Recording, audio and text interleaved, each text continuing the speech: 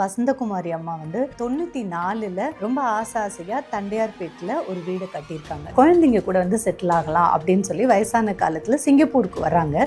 So வாடகைக்கு விட்ட ஸ்ரீனிவாசன் அக்கான்னு நம்பி பழகினாரு. பட் இப்போ அந்த வீடை வந்து தன்னோட வீடுன்னு சொல்லி வழக்கு போட்டிருக்காரு. ஏன் சொந்த வீட்டுக்குள்ளேயே நான் உள்ளே போக முடியல அப்படின்றாங்க.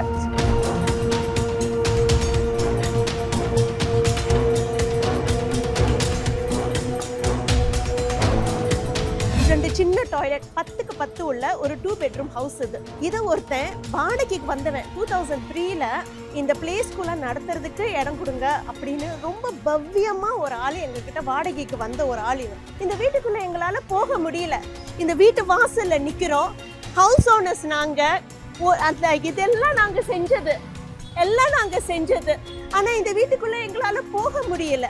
இது நான் பார்த்து கட்டின வீடு தெரியுங்களா.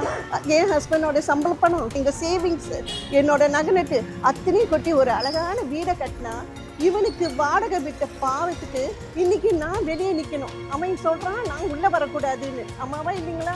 அப்போ இது எந்த வகையில் நியாயம்?